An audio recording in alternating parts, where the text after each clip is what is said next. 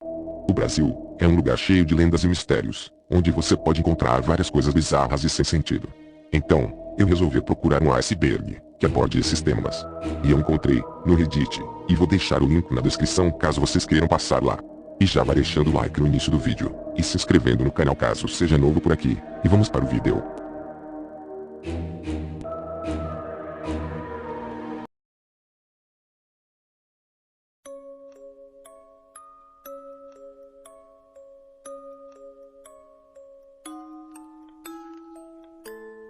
No dia 12 de junho do ano de 1998, o Brasil fazia a final da Copa do Mundo. A partida era disputada entre a seleção brasileira contra a seleção francesa. Mas infelizmente, a seleção brasileira perdeu por 3-0. Com um baixo desempenho do Brasil, muita gente ficou desconfiada do resultado, porque coisas muito estranhas aconteceram durante o jogo. Na época, um grande texto divulgado por e-mail apontava um esquema de corrupção do Brasil com a Nike, patrocinadora da equipe, e a FIFA, organizadora do torneio. No entanto, não passava de uma brincadeira. Esse texto foi assinado por um jornalista chamado de Gunter Schweizer. Porém, o jornalista, que na verdade era personal trainer, apenas havia compartilhado a mensagem recebida. Por isso, o seu nome entrou no texto e foi eternizado pelos usuários. Até hoje tem gente que acredita nessa teoria, e você acredita também?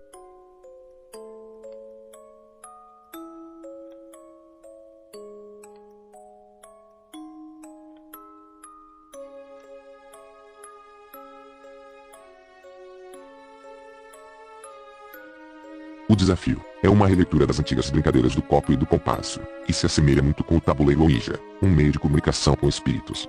Segundo a tradição mexicana, Xali é um ajudante do diabo que se manifesta quando invocado. Mas, para o ritual ser completo, é preciso formar uma cruz com 2 lápis sobre uma folha de papel e intercalar as palavras sim, não sim nos quadrantes. Se você chamar o Xali e ele responder que está presente, precisa continuar a conversa até que ele te liberte do castigo por você ter atrapalhado seu descanso. Caso contrário, a história pode acabar de maneira trágica. Ao menos, é o que diz a lenda. Os rumores são de que a brincadeira surgiu no México, após 2 amigas invocarem Xali. Durante a conversa, o demônio disse que uma das meninas morreria muito cedo, mas não especificou qual. A lenda diz que Ana, uma das garotas, saiu do jogo sem a permissão do assistente do diabo e teve uma maré de azar, que só terminou quando caiu da cama e bateu a cabeça em uma coluna de vidro. A brincadeira ficou muito famosa no Brasil em meados de 2015, onde muitos adolescentes começaram a fazer isso nas escolas, onde muitos alegam que passaram mal. A brincadeira pode ser manipulada por um simples vento que pode mover o lápis.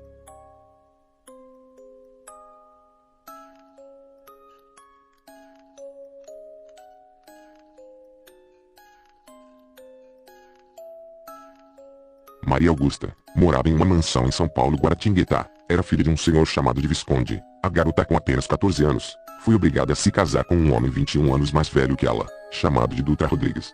Após se casar, com apenas 18 anos, ela fugiu para Paris, e infelizmente, morreu na Europa, e seu corpo foi trazido para o Brasil. O caixão da jovem foi violado por ladrões que queriam as joias que estavam no corpo. O atestado de óbito sumiu, e ninguém sabe a causa da morte dela. O corpo dela ficou exposto na vada em uma redoma de vidro, enquanto o túmulo ficava pronto. Até hoje, o local onde ela foi enterrada é um ponto turístico. Anos depois, a mansão onde ela viveu foi consumida por um misterioso incêndio, em 1916. Na época, a mansão tinha sido reconstruída para virar uma escola. Testemunhas disseram ter ouvido um piano tocar. Coincidência ou não, a Maria tocava um piano também. Até hoje o piano é mantido na escola. Reza a lenda que até hoje os alunos veem a Maria Augusta, mas conhecida como a loira do banheiro pelas janelas do prédio. A lenda descreve uma jovem loira, vestida de branco com algodão no nariz que aparece depois de ser invocada no banheiro. O rito para chamá-la varia de lugar para lugar, mas pode-se chamá-la 3 vezes em frente ao espelho ou dar descarga, por exemplo. A lenda urbana também pegou alguns elementos da lenda norte-americana Maria Sangrenta.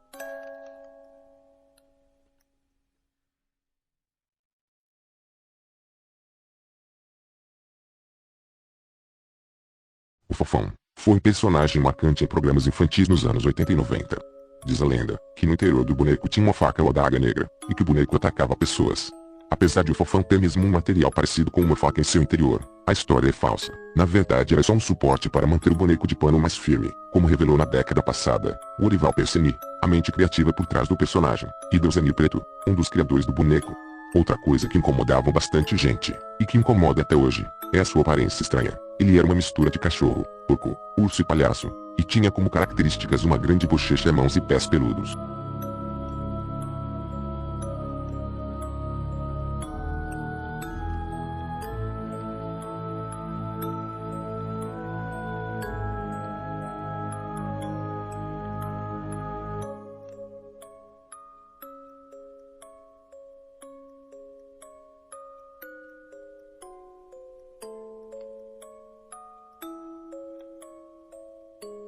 A teoria de que Xuxa fez um pacto com o diabo surgiu ainda nos anos 80, mais precisamente em 1986. Foi no ano em questão que a Xuxa lançou vários álbuns que ficaram famosos naquela época. A polêmica começou quando várias pessoas pegaram os discos e rodaram ao contrário, tornando assim mensagens subliminares. Segundo os boatos, Xuxa estaria impedida de dizer Deus em suas canções justamente por conta do suposto pacto com o diabo. Por isso, teria optado por sempre dizer o cara lá de cima. Outra polêmica também foi a boneca da Xuxa. Começou-se a dizer que na cidade de Sorocaba, o brinquedo teria sido possuído por um demônio e tirado a vida de uma criança de 2 anos de idade. A história, claro, se tornou uma lenda urbana no município do interior de São Paulo. Mas na verdade, essas coisas não passavam-se de boatos. Caso você pegue qualquer disco e rode ao contrário, vai dar para você escutar umas frases bem estranhas. Até a própria Xuxa já falou sobre esses assuntos e desmentiu todos.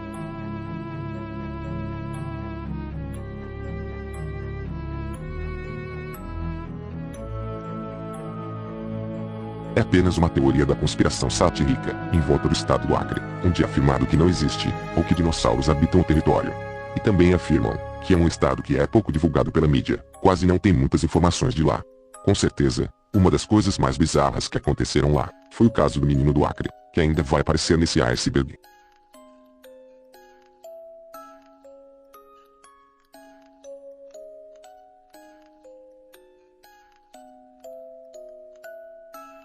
O chupa-cabra é uma suposta criatura, a qual se atribui uma série de ataques a animais na América.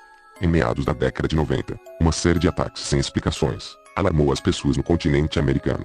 O Brasil foi um dos países com mais relatos do caso, e o assunto tomou conta dos noticiários durante alguns meses. Estranhamente, animais estavam sendo atacados em regiões muito diversas e distantes umas das outras. As mortes eram todas muito parecidas e, por isso, foram todas atribuídas pela cultura popular a um suposto animal conhecido como chupa-cabra, muito embora suas vítimas não fossem apenas cabras. Algumas pessoas descreveram o suposto animal como de uma estranha raça de cão selvagem, quase sem pelos e tem uma crista espinhal pronunciada, órbitas oculares, presas e garras incomumente pronunciadas. Ao contrário dos predadores convencionais, disse que o chupa-cabra drena todo o sangue do animal, e às vezes os órgãos, geralmente através de 3 orifícios na forma de um triângulo apontando para baixo, mas às vezes através de apenas 1 ou 2 orifícios.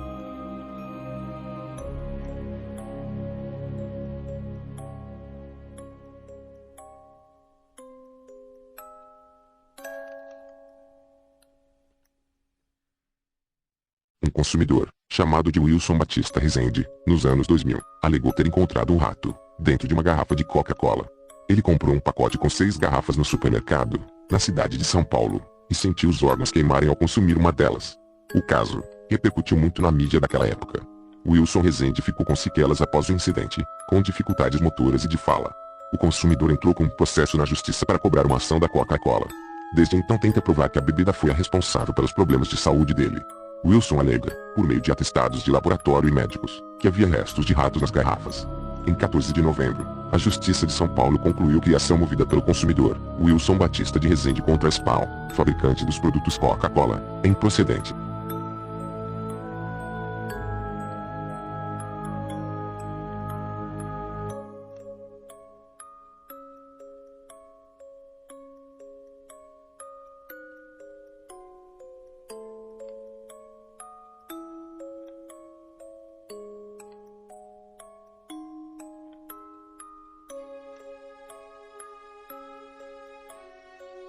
No dia 5 de agosto de 2015, em São Paulo, 5 pessoas da mesma família foram encontradas mortas, que eram Andrea Regina, que era cabo da polícia, Benedita Oliveira, que era mãe da Andrea, Bernadette Oliveira, irmã de Benedita, Luiz Marcelo, que era sargento da rota, e o menino filho do casal de policiais, Marcelo Eduardo. O encerramento do caso pela justiça brasileira foi envolvido em uma série de críticas e controvérsias. Os investigadores descartaram a possibilidade do crime ter sido um ataque de criminosos aos 2 PMs, e passou a considerar a hipótese de uma tragédia familiar. O filho do casal, Marcelo, teria atirado nos pais, na avó e na tia-avó e cometido suicídio. Para muita gente, essa história não ficou muito bem explicada. Dizem que não foi o menino que matou a própria família, mas sim alguns policiais. A teoria diz que a mãe, que era cabo da polícia militar, estava movendo um processo contra outros PMs sobre um esquema de corrupção. Esse caso é bastante complexo e cheio de coisas sem explicação. Infelizmente, não vai dar pra falar tudo aqui, mas aconselho a vocês a pesquisar por conta própria esse caso.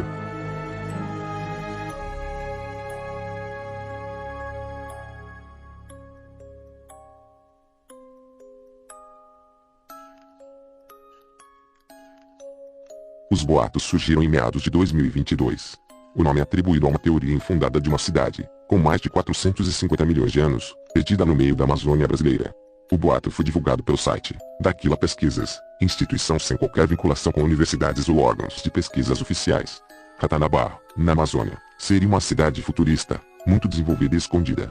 Ela estaria relacionada com as origens da humanidade. Ela teria existido há 450 milhões de anos, e hoje estaria enterrada entre 3 pirâmides na região entre o Amazonas, Pará e Mato Grosso. História conta que existe uma rota de túneis subterrâneos, que se estendem por toda a América do Sul e se ligam a Ratanabá. Vários pesquisadores e arqueólogos afirmam que Ratanabá não existe devido a diversos fatores. Por exemplo, há 350 milhões de anos nem mesmo os dinossauros existiam, então não existiria uma civilização há 450 milhões de anos.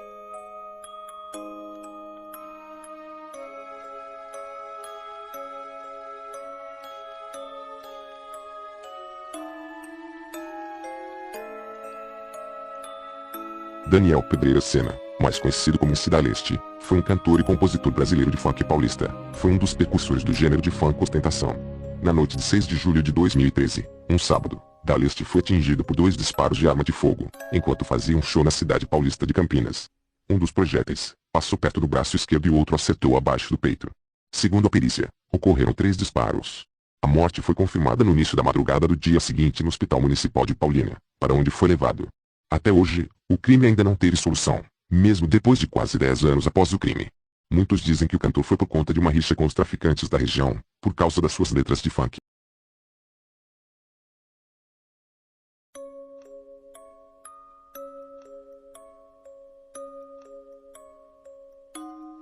A Pedra da Gávea é o maior monolito à beira-mar do mundo, com 842 metros, localizada no Parque Nacional da Tijuca. Sua trilha é uma das mais bonitas e difíceis do Rio de Janeiro, e o visual do topo permite o visual de toda a orla carioca, e a mata da floresta da Tijuca.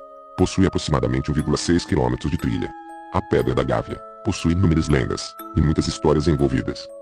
Existem afirmações de que o topo da pedra lembraria uma esfinge de um gigante alado fenício. Teorias alternativas dizem que o rosto, ao qual se assemelha a pedra, foi feito por atividades extraterrestres.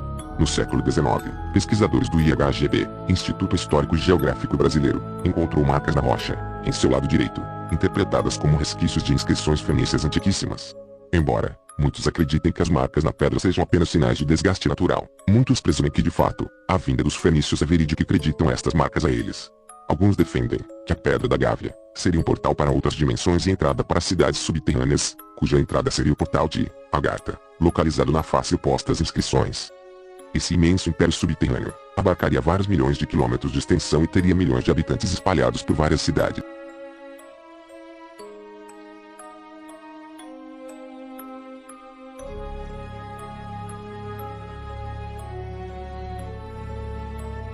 É uma teoria da conspiração, que se difundiu pela internet. Seria um plano comunista, de integração continental na América Latina. É um termo criado em tom irônico, pela socióloga brasileira, Maria Lúcia Victor Barbosa, em 2001, para se referir às críticas feitas por políticos intelectuais de esquerda, à área de livre comércio das Américas, liderada pelos Estados Unidos. Posteriormente, a expressão foi tomada a sério, por Olavo de Carvalho, e por eleitores da extrema-direita brasileira, ressurgindo no YouTube e em outras mídias como uma teoria da conspiração, relacionada a um suposto plano de integração latino-americano engendrado pelo Foro de São Paulo. Em tom de denúncia, o acrônimo foi retomado em 2018, pelo deputado federal e candidato à presidência, Cadu Daciolo, em referência a uma conspiração em curso para acabar com as soberanias nacionais no continente. Daciolo referiu seu saldo, quando interrogou Ciro Gomes, candidato à presidência pelo PDT.